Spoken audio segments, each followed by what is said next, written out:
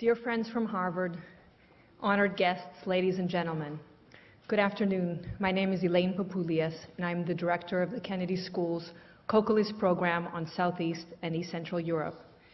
The Kennedy School is an institution dedicated to promoting openness and critical thinking.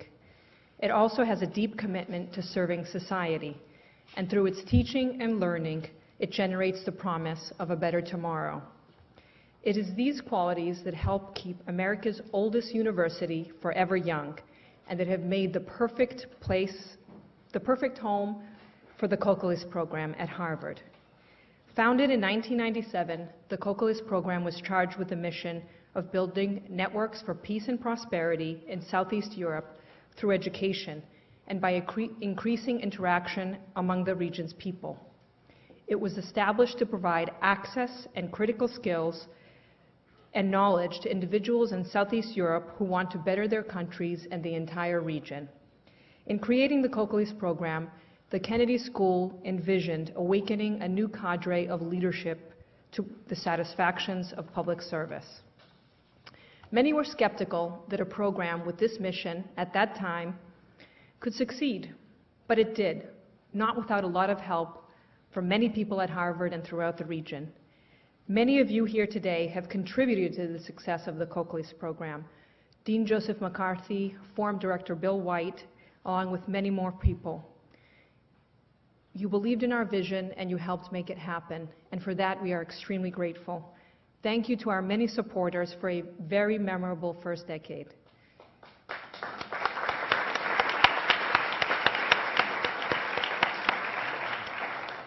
Our region now has a robust presence at one of the world's most respected universities, and both Harvard and Southeast Europe are stronger and wiser as a result. Perhaps most importantly, Southeast Europe now has a dynamic network of Kennedy School graduates committed to changing the face of the region. And we are very fortunate and proud that one of them is with us today. In 1999, I had the good luck, along with my then colleague Dimitris Kiridis, to coincidentally meet Mr. Yeremich during what was to become a fateful visit. Vuk, the student from Cambridge, England, as he was then known to us, came to Cambridge, Massachusetts, to see a friend at MIT. Little did he know that Massachusetts has a history of sparking revolutions, especially when England is involved.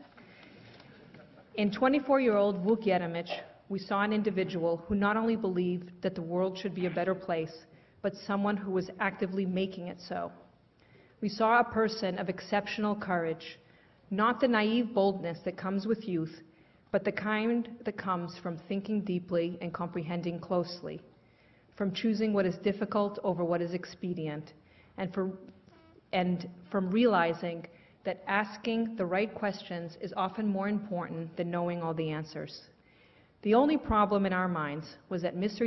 Yeremich had been studying in the wrong Cambridge, an idea that we began to plant in his mind as the months ensued. Since the age of 21, Mr. Yeremich had been active in the opposition movement to Milosevic. By the time he was 23, he had co-founded Otpor, the student opposition movement that played a critical role in toppling the Milosevic regime. Armed with no more than determination and tremendous energy, Mr. Yeremich, as Otpor's international secretary, knocked on doors around the world, lobbying against the Milosevic regime and mustering resources for the opposition struggle in London, Athens, Washington, Berlin, Brussels, and Paris. And slowly those doors began to open. It was during that 1999 visit to Cambridge that Mr. Yeremich helped us craft an idea. We decided with his help to organize a forum that would bring to this very stage the leaders of the opposition movement to Milosevic.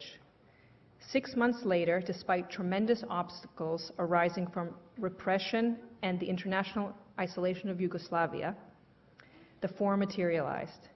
It was a riveting and historic event with a huge crowd. In fact, it was the first time that the Serbian opposition came together to speak out against the regime outside of the country. In the words of Minister Yeremich, that event was the start of the march to victory by the Democrats of Serbia. Indeed, it had helped to energize and coalesce the opposition movement, and 6 months later, after an intense crackdown by the Milosevic regime, the opposition figures that sat on this very stage, which included the late Prime Minister Zoran Djindjic, initiated a bloodless revolution and became the leaders of Free Yugoslavia. That forum was also very important because it cemented Mr. Jeremić's desire to become a student at the Kennedy School, which he did in 2001 as a Koklis Fellow. Throughout his rigorous and demanding days at the Kennedy School, Mr. Jeremić never ceased his active involvement in advancing Serbia's public interest. During his studies, he organized the visits of many Serbian leaders to the Kennedy School and served as an advisor to Prime Minister Zoran Djindjic. Upon his graduation in 2003, Mr. Jeremić planned to formally join Prime Minister Djindjic's economic team. However, 3 months prior to Mr. Jeremić's graduation, Zoran Djindjic was assassinated, and Mr. Jeremić's plans changed. He became the special envoy for Euro-Atlantic affairs for the Ministry of Defense of Serbia and Montenegro, and was immediately plunged into reforming the security and military services of his country. In July 2004, he became Senior Foreign Policy Advisor to President Boris Tadić, a post which he held until this past May when he became Foreign Minister of Serbia. At 32 years old, I believe he is the second youngest foreign minister on the planet. Minister Jeremić, it's a distinct honor and pleasure and extremely very meaningful to welcome you home to the Kennedy School. We are extremely proud of you. And for those of us who dared to imagine 10 years ago that the collaboration between Harvard and Southeast Europe could enhance the quality of democracy and advance peace in the region, we feel very rewarded by your presence here tonight. Minister Jeremić, the floor is finally yours.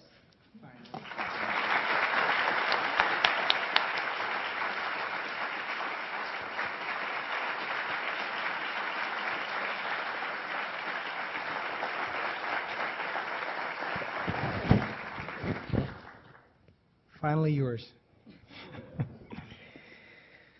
Dear friends, well, first of all, thank you, Elaine. Thank you, Elaine, for that truly moving introduction. And after listening to your words, I feel like I've returned home after a long journey to a faraway land. And in a way, I guess, it's actually true.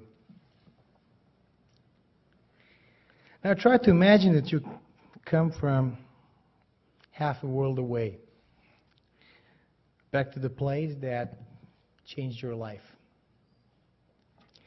And that as hard as you try, you can never return to these 2 years which so profoundly helped to form you.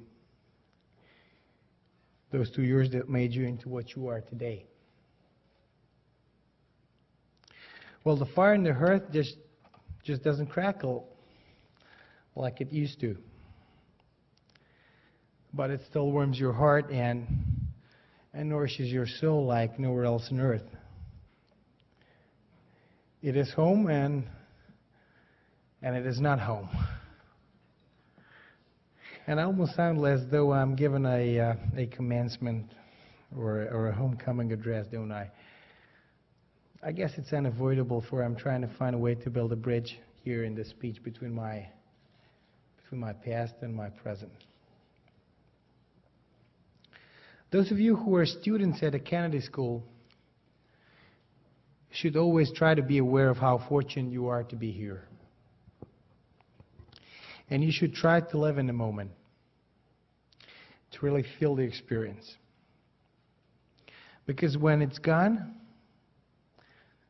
for good. And there is no going back. But in a more profound way, Harvard will always stay with you. For the education you receive here will serve as your surest signpost along the path you will chart for yourself. The fraternity of the mind to which you're being exposed and the friendships you're making will in all likelihood fundamentally transform you. Thanks to the Koklis Foundation at the Kennedy School,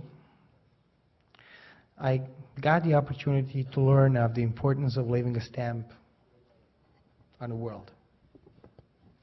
And I learned about the nobility of devoting oneself to public service, to public interest. And perhaps most importantly, I acquired a profound respect for those who will never get a chance to receive a world-class education.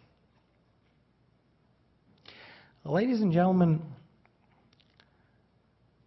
leaders are the shapers of the future. The Kennedy School gives you the right tools and the proper moral compass to make the right decisions, to establish the right rules, and to reduce your doubts as you work to ennoble the community you serve through your leadership. Now, Harvard can give you ability that you have or you don't. Sure, Harvard can teach you to harness your ability, and this institution can do it better than most. But that's not what makes it unique. What makes Harvard unique, and this applies to the Kennedy School in particular, is that it gives you the tools to envisage and plan the change. And it gives you the tools to see change through, to implement your vision, to make the improbable and sometimes even revolutionary possible. Standing on this very stage 5 years ago, the engine of the democratic overthrow of Slobodan Milosevic, that is our assassinated Prime Minister Zoran Đinđić, defined leadership in the contemporary Serbian context. On that day, Prime Minister Đinđić compared leading the drive to change Serbia to surgery. And he said, "You cannot conduct surgery without pain," he added. And in transition, anesthetic is seldom available. The majority will be in pain, he said, and they will always feel it. And that means that the majority will not love you. And if you want to be loved in difficult situations, you will miss the opportunity to do what you should do. Well, to lead in difficult times means that you choose either success or popularity. Đinđić chose success.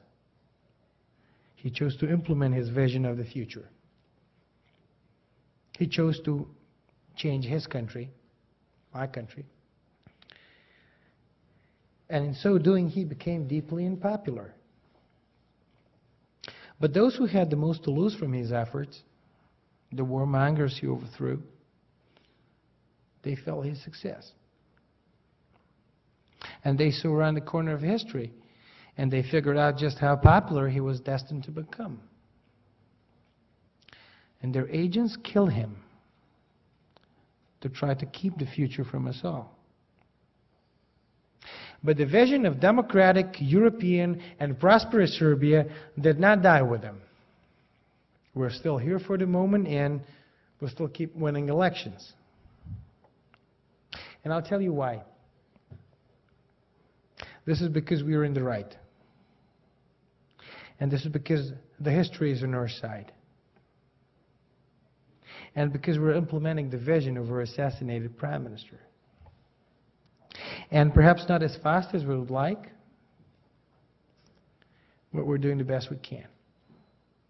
And we're still moving forward. And that brings me to Prime Minister Đinđić's image of post-Milosevic Serbia as a bicycle in motion.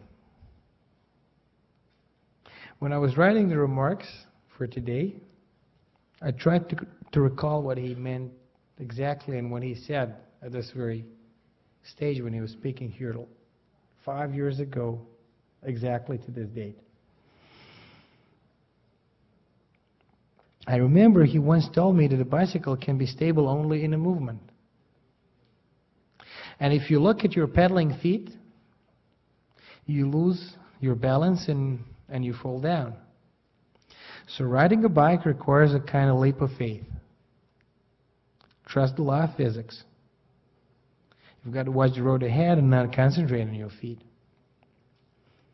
If you stop to move, that was precisely his term, that's not good either. Because you won't be moving. And that's a tamer, less harmful version of falling down. But the effect is the same. You don't go forward.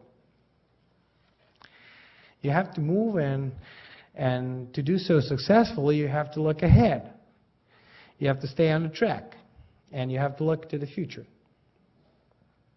So leadership is really about seizing, harnessing the future that's coming at you.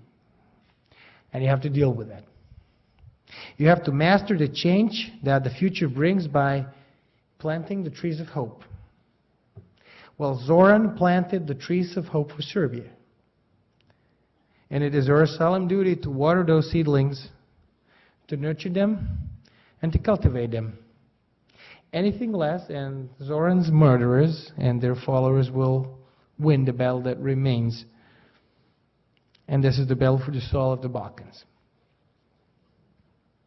Ladies and gentlemen, I arrived at Harvard in early September '01. And I walked around Cambridge a lot in the first few days and along the River Charles. I moved into my graduate apartment, and I was shopping for furniture, and I was making friends and filling the fridge, and, the usual.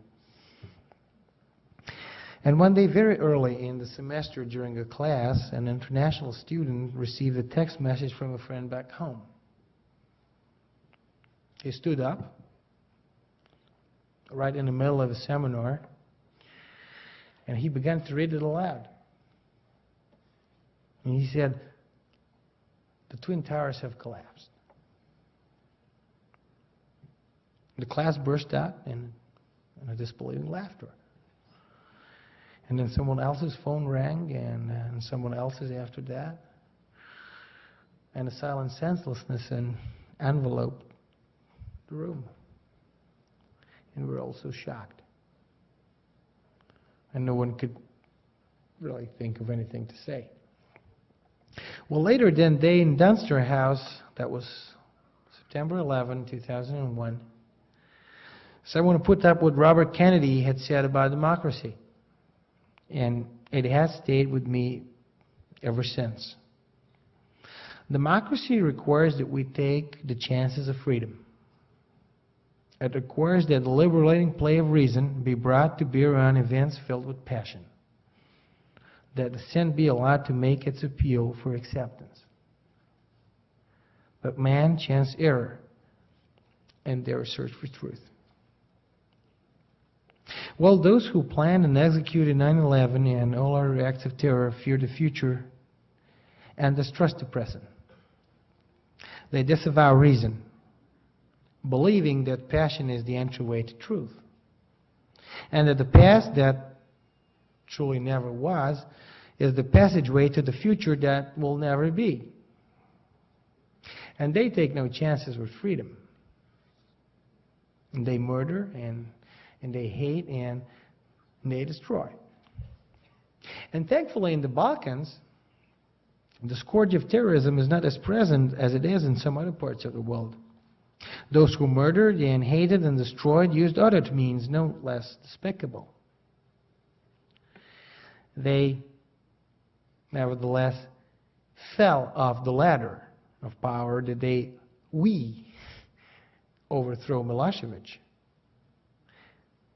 But they're eager to step back in. They still lurk in the shadows, plotting their own return. But make no mistake, they will be defeated.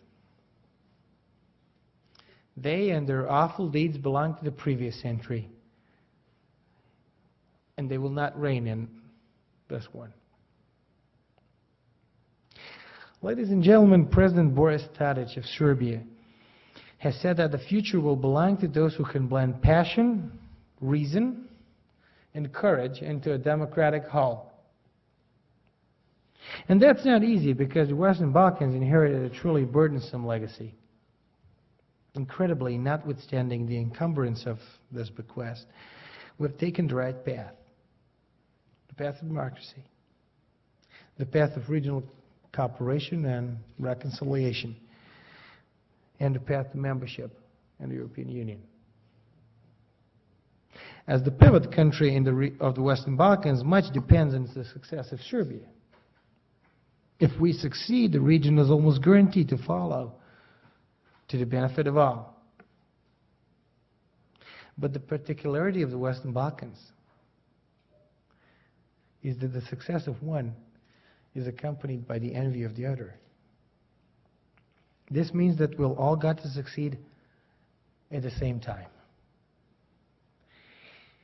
All the Western Balkans together, joining the very hands that just a few years ago had been at each other's throat.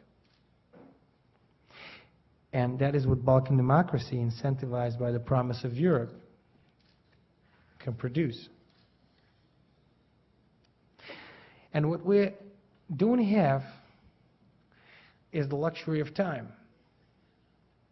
The window of opportunity won't stay open forever.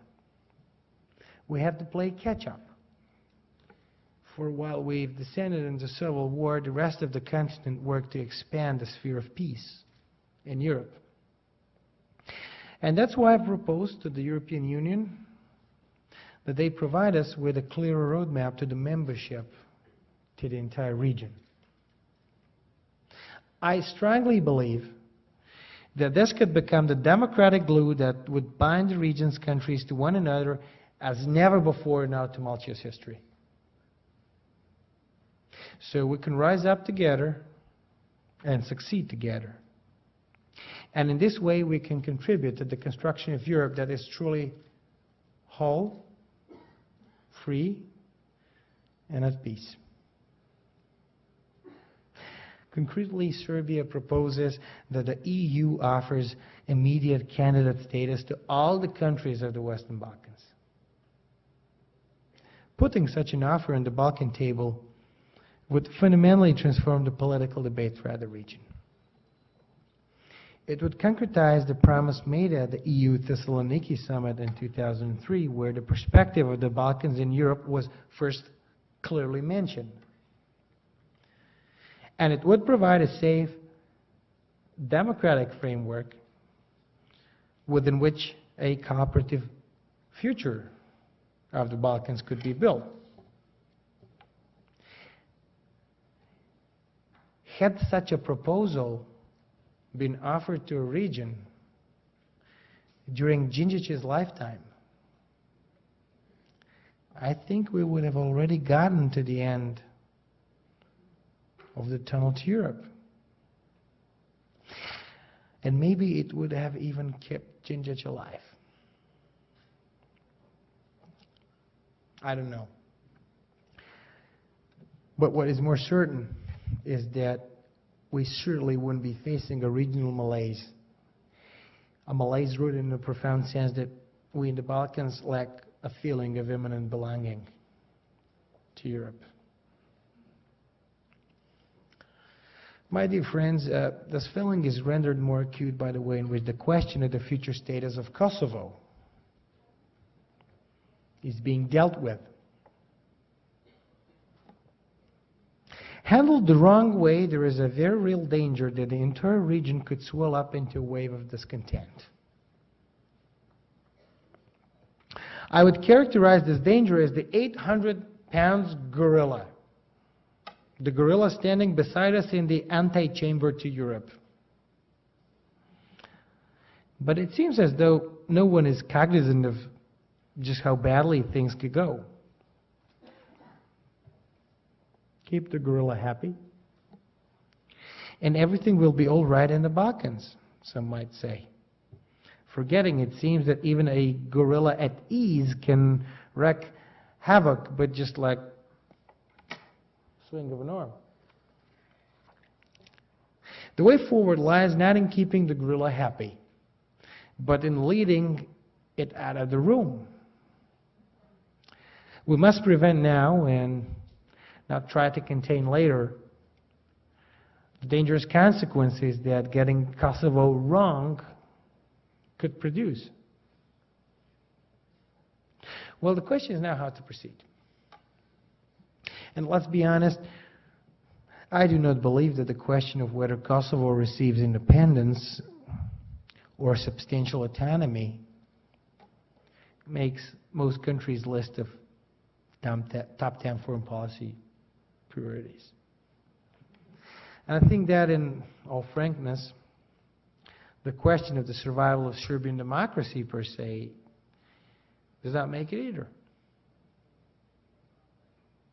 But what likely does make top 10 lists is securing an outcome that consolidates the recent democratic gains made in the Western Balkans. An outcome that secures EU membership for all of the countries in the region, that is the last unintegrated corner of Europe. For that would be a strategic achievement. So then the question becomes, how do we do that? And what is the optimal trajectory?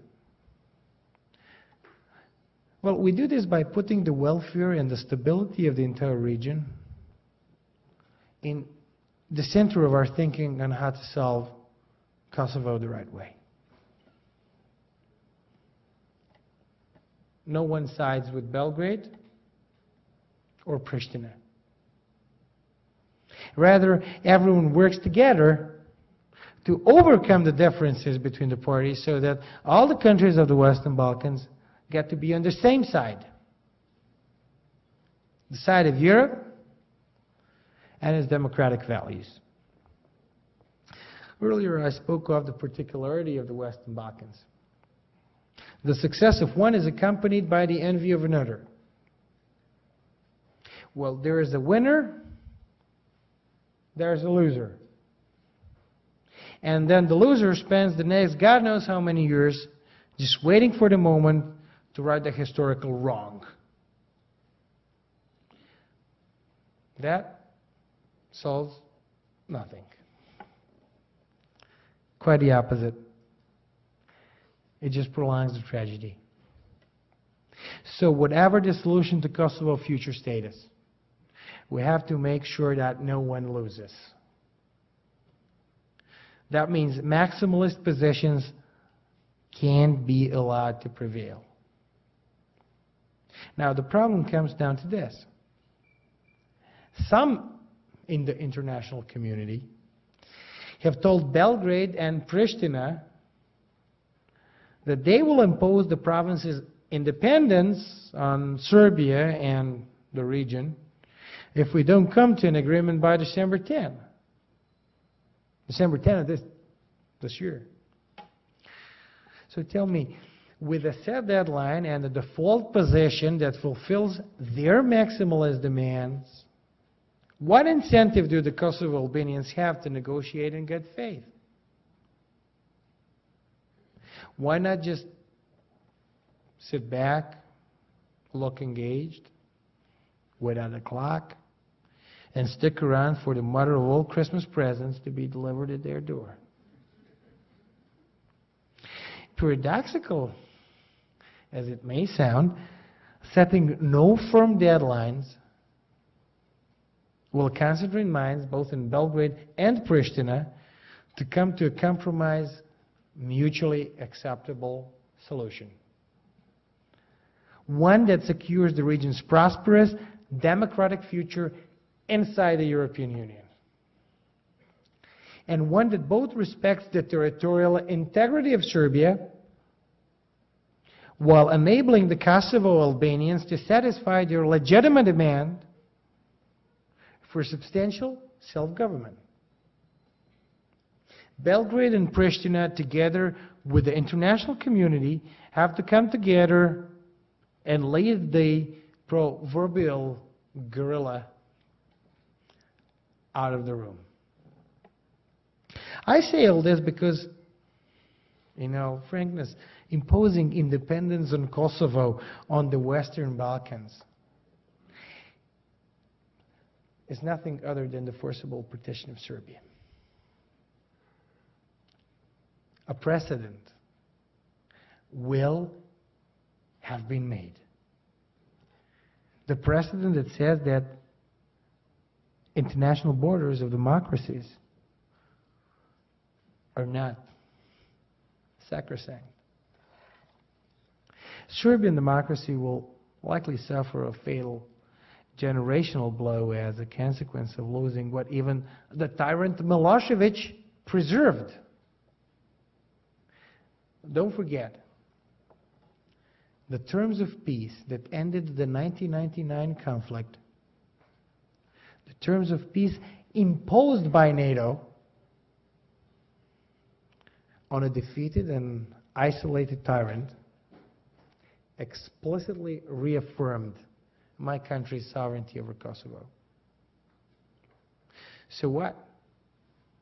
Someone would say, if Serbia's democracy is sent into a tailspin. Well, Belgrade is the metropolitan center of the region. And if Serbia falters, there is a real danger the Western Balkans could get hurled back into the 1990s. For other borders would be called into question again. The region could return to division and strife and hatred and terrible misery. Throughout the Western Balkans, stability would not take root. Democracy would be undermined, and prosperity would remain elusive. Ladies and gentlemen, those of us in Serbia who are committed to engaging with our neighbors, with our friends, partners, and allies, and those of us who are struggling to consolidate the values and institutions of democracy in our country, we face profound questions. Our citizens ask us, was the 1999 NATO intervention against Milosevic or the Serbian people? And if it was against Milosevic, why do the democracies that say that they are our friends want Serbian democracy to pay for Milosevic crimes? And I have no answer to give to them. And because there is no answer to give, Milosevic's nationalistic inheritors could say to them, Europe is not the way forward. And they could say, America is not our friend. And they may even be saying democracy is not a solution. And it will not be too difficult for them to portray Brussels and Washington as the imposers of national humiliation and profound injustice. Well, John F. Kennedy said that international relations should be conducted on the basis of idealism without illusions. To me, that means that all examination of political affairs must begin by seeing them as they are, and not as we would like them to be. Only by understanding the situation as it is can we work through prudent action to move it in a direction more in line with our values and our interests. So believe me when I tell you that we are under no illusions as to the difficulty of the task before us. To bring together compromise and principle, to consolidate regional democracy, security, and stability, to create a unified Western Balkans through peaceful means, a Western Balkans moving rapidly to the European Union. But the idealism is there too. It is captured perfectly by the words of Bobby Kennedy upon hearing of the death of Martin Luther King. Let us dedicate ourselves, he said, to what the Greeks wrote so many years ago. To tame the savageness of man and make gentle the life of this world. It has fallen to this generation of leaders in the Western Balkans to make life and the region gentle, secure the peace, the democratic peace, with honor that has never before been made in the Western Balkans. It is up to us to succeed where so many before us have failed. Thank you very much for your attention, and you're all welcome. And I stand ready to take your questions.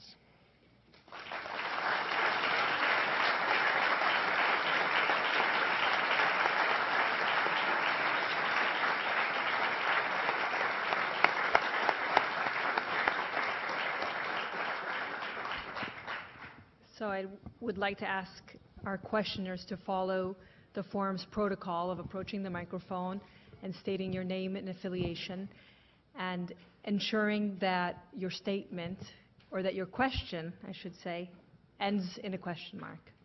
We start to the right here. Thank you, Elaine. And thank you, Mr. Yaromich. I'm not here to talk about Kosovo tonight. I'd like to talk about another subject. And I would like to support you in leaving your stamp on the world. The Center for Balkan Development, of which I'm involved with, has an active campaign called the Campaign to Arrest Radovan Karadzic and Ratko Mladic. This is the third such campaign we've had since 1996. Since then, we've sent tens of thousands of signatures to American presidents and world leaders asking for the arrest of these war criminals who've been indicted by the Hague Tribunal. And obviously, previous two efforts have not succeeded. Our second attempt was on the 10th anniversary of Srebrenica in 2005. And during that year, in this hall that we're standing today, both Boris Tadic and Carlo Del Ponte assured the audience that Mladic would be arrested by the end of the year. Obviously, that has not happened. This year, we're still hearing from international figures, politicians, diplomats, and yourself that Milosevic will be arrested. Can you tell us here tonight what you would personally do to bring about the arrest of Radovan Karadzic and Ratko Mladic before the end of this year? Thank you very much for this question, and I think it's an extremely important question because it really cuts to the chase of what we're trying to achieve in the Western Balkans, and that is reconciliation.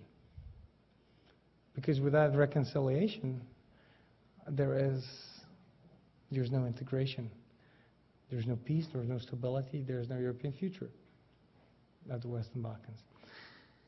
And I'm going to answer to you about the cooperation with the Hague Tribunal. Well, we've been in office for about 4 months now, and I can tell you that the short-term priority of the Serbian government, of this Serbian government, is to make sure that there's a full cooperation with the Hague Tribunal. And that means arresting, that means locating, arresting, and making sure that they're in the Hague, of all the indictees that are still at large. I think we're doing a good job, this new government of Serbia, because we've had positive reports from the prosecution of the Hague Tribunal on our cooperation since we've had this new government. And I understand that Carlo Del Ponte is currently in Belgrade, and that she's giving a very positive reading of what this new Serbian government is doing in terms of making sure that the issue of cooperation with the Hague Tribunal becomes the matter of the past. So, but that is, of course, part of our conditionality to join the European Union. But even if it weren't the part of conditionality to join the European Union, I tell you, this would have been our short-term priority anyways. Because we believe that without reconciliation, there is no peace and stability in the Balkans. And without peace and stability in the Balkans, there's no European future for the Balkans. And this is actually why, and thanks for bringing it up, but on the 10th anniversary of this genocidal massacre in Srebrenica, the president of Serbia, Boris Tadic, decided to come and visit and be part of the 10th year anniversary of this massacre. And he bowed to the victims, much as Willy Brandt bowed to the victims in Auschwitz in the 70s, and did his best to make sure that that becomes a matter of the past. And we're working very hard that this is the matter of the past, and this will remain very high on our agenda. Will you disengage? To make sure that all indictees that are still at large are located, arrested, and handed over to The Hague. And I'm not sure if you're aware of what you said, but you asked for Milosevic to be apprehended. You meant Mladic. I meant Mladic. You meant Mladic, but the thing is, like, I want to get back to what you said. Milosevic was arrested. Yes. And Milosevic was extradited. And that was not an easy feat. And Serbian democracy is intent on making sure that in the 1990s and the discontent of the 1990s and the war crimes of the 1990s become the matter of the past. And Mladic will be caught. And he will be in The Hague. And we're working very hard that he is in The Hague as soon as possible. Now, I'm not a security expert in all honesty, so I can't tell you when is this going to happen, but as a foreign minister of the Republic of Serbia, I can assure you that there will never be, ever again, a report on our cooperation with the Hague Tribunal saying Serbia is not doing everything that is in her power, that all the remaining Hague indictees are apprehended. Now, when we do everything that is in our power from that point to the point of actual arrest, how long it takes, I don't know. And I'm sure that the United States is doing everything in their power to apprehend Osama bin Laden. They haven't done it so far. But and they are trying very hard. I believe that they are trying very hard. But the thing is that Serbia is doing its best, and Serbia won't stop doing its best, and there won't be a report saying that Serbia is not doing its best as long as this government is in force, because this government believes in the European future of the Balkans. And there won't be a European future of the Balkans without full reconciliation between the nations of the Balkans. And the full reconciliation between the nations of the Balkans goes through the full and open account of the past. And at the central stage when it comes to the full and open account of the past is the cooperation with the Hague Tribunal. And the crimes that have done in our name, that were committed in our name, they have to be accounted for, and they have to be paid for by the individuals who perpetrated them. Thank you very much for your question. Thank you.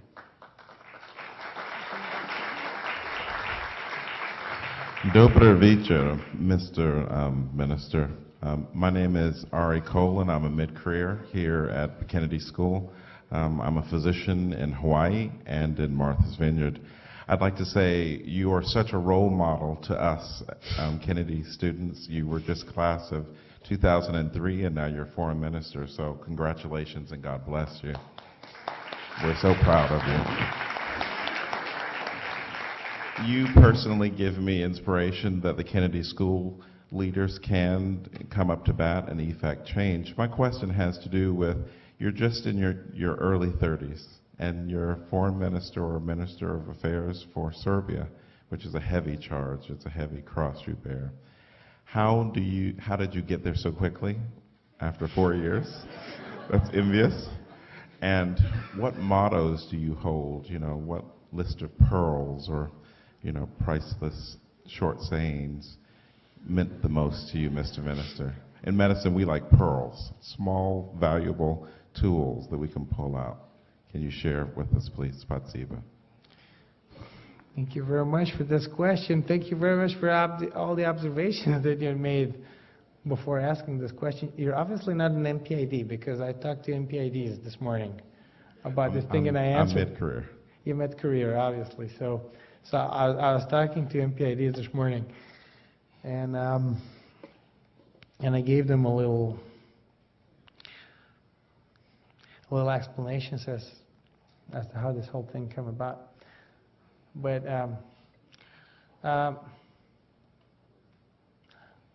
I was a physicist and a mathematician. I was doing my PhD in math. And I was also an investment banker when I really started thinking about public service, and I was an investment banker and a PhD student in mathematics when 1999 came about. And the 1999 was the year when there was a NATO intervention in Serbia, and NATO actually bombed my country. And that was the moment that was really traumatic for me, and I decided that this can no longer happen, and that I, as a person, can no longer tolerate this tyrannical regime, Slobodan Milosevic, and I personally decided that I had to do something, and I engaged in this resistance movement that was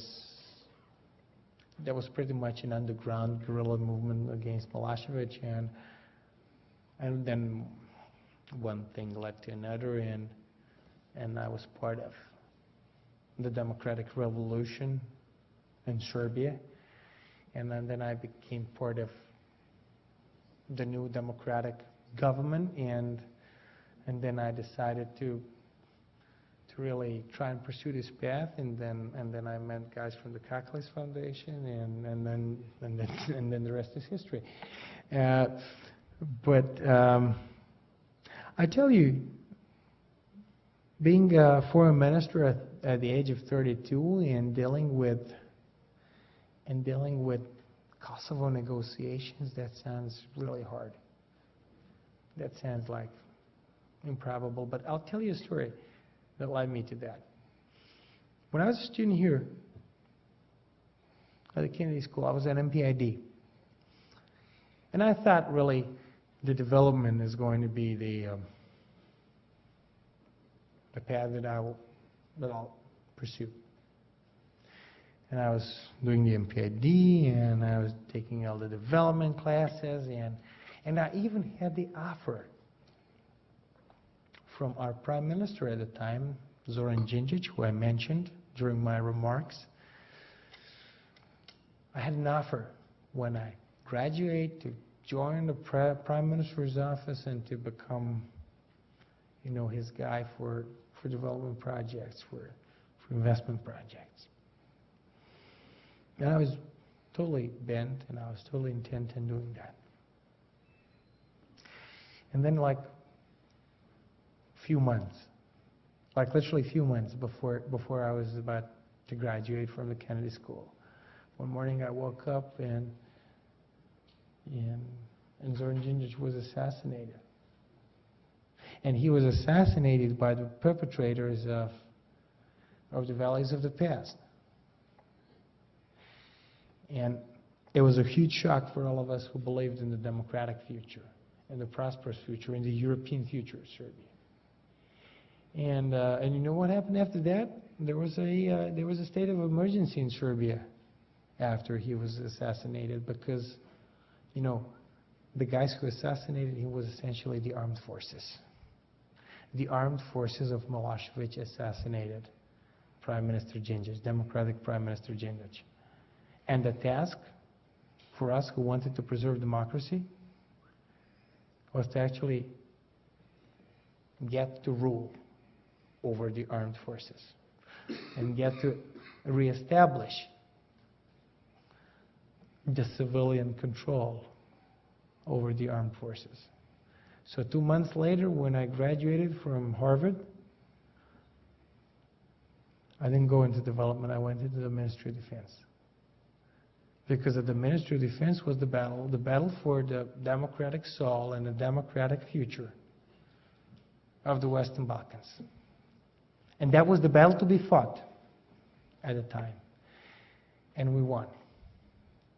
And the Minister of Defense, the guy who actually brought the perpetrators of Đinđić's assassination to justice, the Minister of Defense, he ran for the President of Serbia, and he became the President of Serbia. This is Boris Tadić, the successor of Zoran Đinđić. And that's how I became his Secretary of State, because I worked with him at the time of need and the time of real pressure. But why I'm saying this whole thing is at that moment I thought that the challenging point is going to be the development, how to attract investment, how to fight poverty. And that's what I was concentrated on here at the Kennedy School.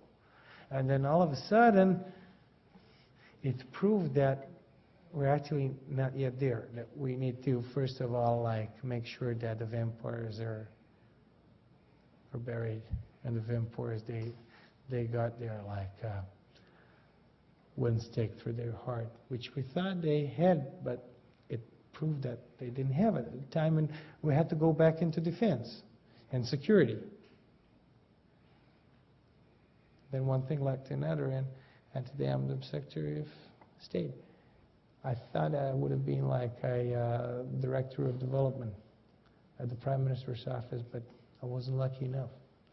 But the thing is that the motivation was the same. I believed in doing the greater good. I believed in devoting myself to the implementing of the greater good. And I had the confidence from being surrounded by so many people who believe just the same. And this is the strength of the KSG family. Because, you know what? We all believe in the same thing.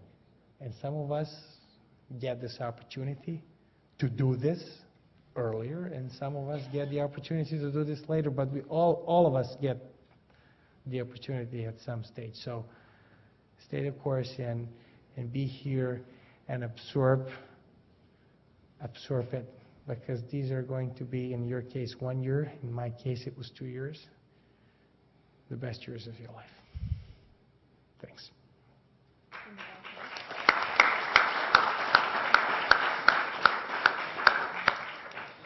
Thank you, Mr. Foreign Minister, for attending the IOP. My name is Akil Rangwala. I'm a freshman at the Harvard College. A few years ago, the province of Montenegro was granted independence by Serbia fairly easily, even after a national referendum where only 55% of Montenegrin citizens actually supported independence. On the other hand, some polls suggest that more than 75% of Kosovoans support independence. Thus, my question is, after having established a precedent that a province can break away from Serbia with only 55% support from its citizens, why is Kosovo being denied independence? What is the significant difference between Kosovo and Montenegro? And more importantly, is the suggestion that Kosovo should be denied independence versus Montenegro proving that Serbia still has animosity toward the Albanians, since Montenegro is predominantly Serbian and Kosovo is not? Thank you very much for this question, because you're raising a question that most of the people in the world are just totally puzzled with, and they don't understand how can this whole situation be like Montenegro was okay and Kosovo was not okay. Well, first of all, there's like a historical answer to this whole thing. Kosovo has a much more significant, a much deeper meaning to the Serbian polity, to the Serbian body, than any other territory in the Balkans. Kosovo is a heartland of Serbian history. It was the first capital of Serbian state. It is the place where Serbs converted into Christianity, and it's a very special, historically it's a very special place. But let's leave this deep historical issues, which are nonetheless very important issues. Let's leave them aside for a second. When it comes to the rules, the international law, the international relations, we've gone through a mess in the 1990s. The mess of the Yugoslav succession was indeed a very bloody and a very unfortunate mess for the Western Balkans. And we managed to make sense out of this mess ex post. in this ex post making sense of this mess was definition of what is the right and who has the right to secede from whom. And this was done in the in the aftermath of the wars of Yugoslav succession by the Commission of the United Nations that is called the Badinter Commission, of like a reverend constitutional lawyer, Monsieur Badinter, and the United Nations accepted this ruling, saying that ex-republics of Yugoslavia, and there were like 6 republics of Yugoslavia, they have the right to self-determination. Now, the subsidiaries of the republics, they don't. Now, Montenegro had a status of a Yugoslav republic. So like Slovenia, like Croatia, like Macedonia, like Bosnia-Herzegovina, it had the right to succeed given the democratic framework, a legal framework within which this succession could be verified, which was the Montenegrin referendum. And that was carried out in peace, assisted by Serbia, assisted by democratic Serbia, and that was a success. I didn't like personally the result of the Montenegrin referendum, but nonetheless, that was a democratic decision by the people of Montenegro, and I respected it. And my president respected it in like 24 hours after the numbers were published from the Montenegrin referendum. President Tadic came out congratulating independence of Montenegro and setting a precedent for the Balkans that a divorce can actually happen under the umbrella of peace, in understanding of what democracy means and what a democratic choice for the people may mean on the way it's European integration. Now, when it comes to Kosovo, this is not the case. Sorry, if you Kosovo has never been a republic inside ex-Yugoslavia. And Kosovo, under the rules that are ex post established by the international community, United Nations, as the rules of the game. Because you know what, in the 90s we were in the place without rules. And the place without rules brought about too many atrocities. And blood was shed. And ex post, thank God, I think it would have been much better if we were ever to be in a situation to establish rules prior to the, shooting and killings. But at the very least, rules were established ex post. These rules said, these are the guys who have the right to succeed according to international law, and these are the guys who don't. And now, Kosovo, the autonomous province of Serbia, was not under these criteria. These criteria that determined the Yugoslav succession was never given a role to secede. Now, I'm going to tell you one more thing.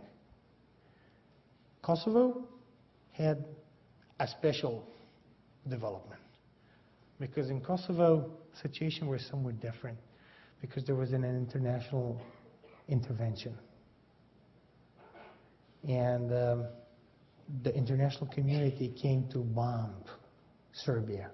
Now, I remember very well, because these were the events that shaped my life and that changed me from like a mathematics PhD, mathematics doctorate, into a person who is pursuing a career in public service.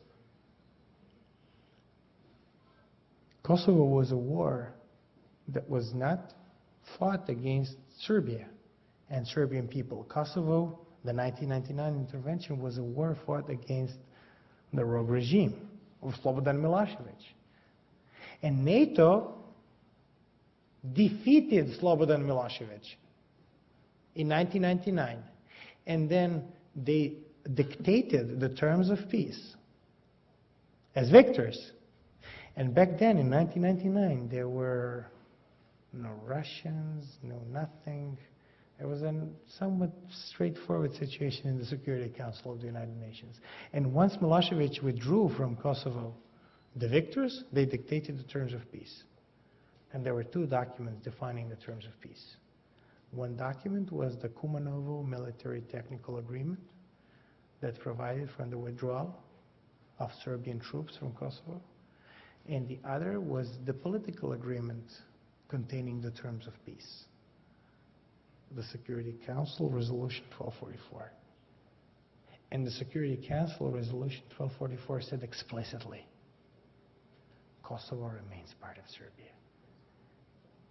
And those were the terms of peace imposed on a defeated tyrant. Now, fast forward 8 years, there's a very different Serbia. There's a democratic Serbia. There's a Serbia that has done everything right since overthrow of Milosevic up to now.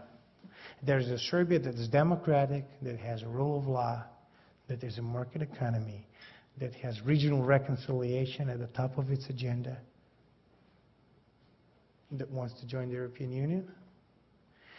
And one comes to Serbia of 2007 and says, you know what? You have to pay the deed of Milosevic. We did not make him pay.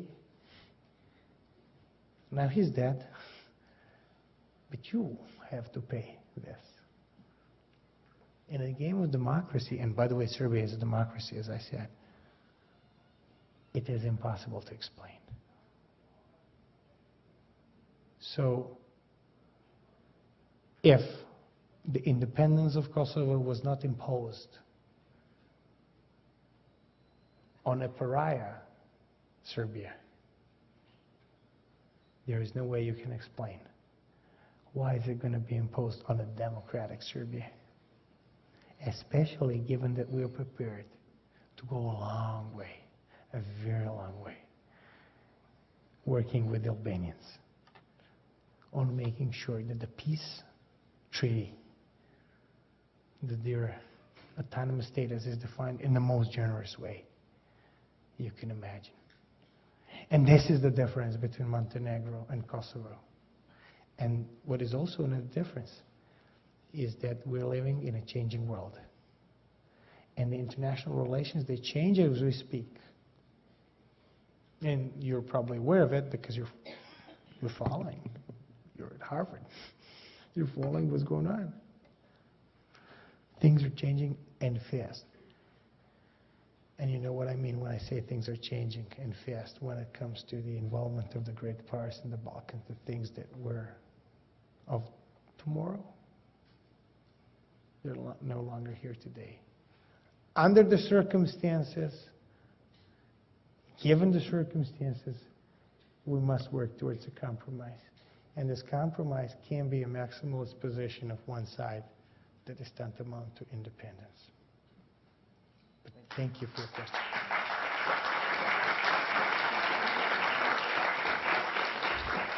Hello, Mr. Minister. Thank you for taking my question. My name is Stefan Kochi. I'm an Albanian American. Sorry? And Your name? my name is Stefan, and I'm an Albanian American. And just listening to your last statement, you are willing to go a long way to work with Albanians of Kosovo. Well, I have a question about, maybe not for you, you are new to the government, but to the governments before you and also to all the democratic governments of Serbia, post-Milosevic. The formal position of all governments has not issued any apology to Kosovars for what happened or paid any repercussions to what happened to them. How do you reconcile? Thank you.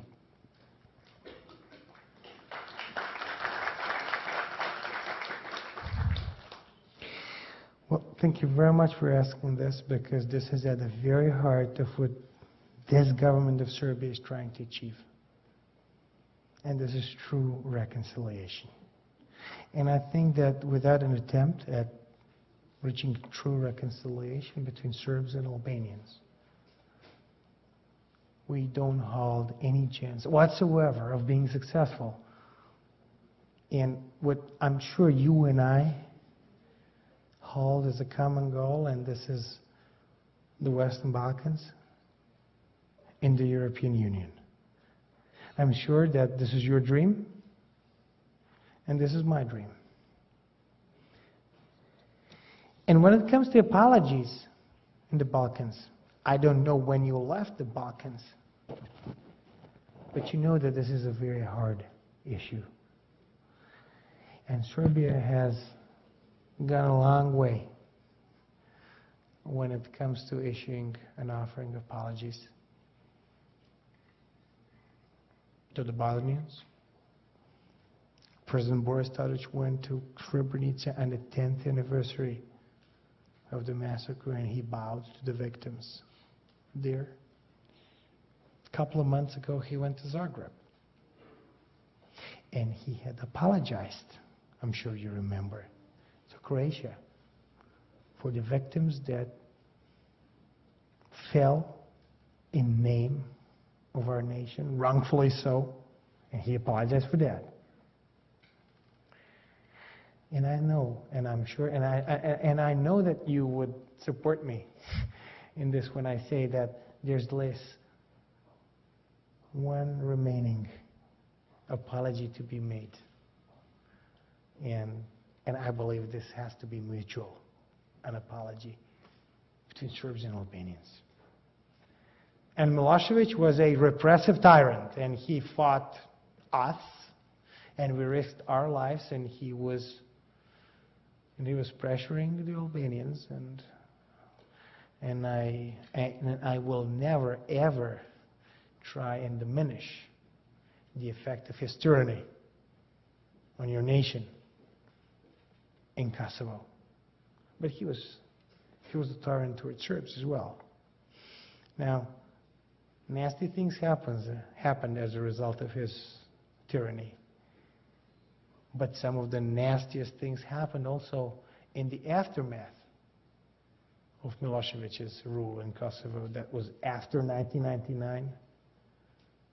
I can remind you of the fact that there are like over 100 churches and monasteries in Kosovo that range from 12th and the 13th and the 14th century. These are the Christian churches that are burned. They have been desecrated and destroyed after the Serbian troops withdrew. So the last rampage took place in March 2004, when in 48 hours 35 Serbian Orthodox Christian churches and monasteries were burned in 48 hours. So there were a lot of things. There are a lot of things to apologize. And I think there's got to be an apology in one direction, there's got to be an apology in the other direction. But it is politically very hard. You know that. We know that. Now, we are in the process of negotiation. And I strongly believe that an integral part of this negotiation process is reconciliation. And this reconciliation is not going to come without apology. And this apology has got to be a two-way apology. And Milosevic did wrong things, but some of the Albanians did like very wrong things to the Serbs.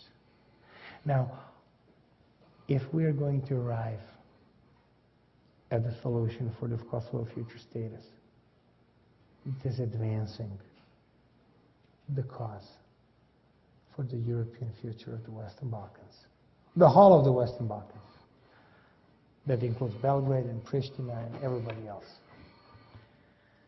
An integral part of that has got to be reconciliation, an integral part of which there's got to be an apology. And I think that we should work on this.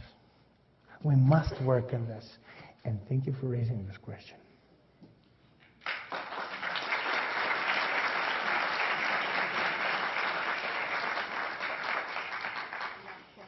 Your Excellency, my name is Nicholas Trahan. I'm the managing editor of the Sentinel, a monthly Orthodox news journal. My question to you is, recently His Royal Highness the Crown Prince Alexander has stated that he wishes to see a constitutional democratic monarchy restored to Yugoslavia modeled after Spain. As you and your cohorts advance Serbia to the European Union, what role is there for His Royal Highness, knowing the connections that he has to the many European governments over the past years? Now you're asking me an extremely difficult question. You know, I was a student in this class, and student in the MPID class, and I had Pippa Norris class, which is called the exactly. And my final paper for this class was the case of the restoration of Serbian monarchy. And when I spoke with her, she said, well, to begin with, I had to have the endorsement from the teacher to write this. She said, like, no, you can't. There's no way you can compose this argument. And I said, yes, and I can, and this and that. I got an A in the end of the day. There's a fellow monarchist here. Let's leave this aside for a second, because the issue of monarchy versus republic in Serbia, it's really a historical thing that runs deep into families and all that. But for all of you, well, good. Well, not for most of us who are here in the United States, but some of us who have links with Europe, maybe yes. But the thing is, Crown Prince Alexander is a fine patriot. I spoke with him a couple of days ago, actually, just prior to coming here. And he wants to do the right thing for the region, not just for his nation. His nation is the Serbian nation, but he wants to do the right thing for the nation. And he's working very hard. He's working very hard with the democratic government of Serbia. He's working very hard with the international community, making sure that there is a peace in the Balkans. And regardless of what kind of government we're going to have in the past in Serbia, he's a fine man. And we appreciate his work. And thanks for asking this question.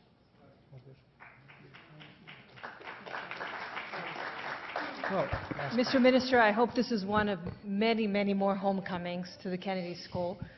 We thank you for coming. We entrust in you our greatest hopes, and we pledge to continue to do our part to advance peace and prosperity in Southeastern Europe. Thank you very much.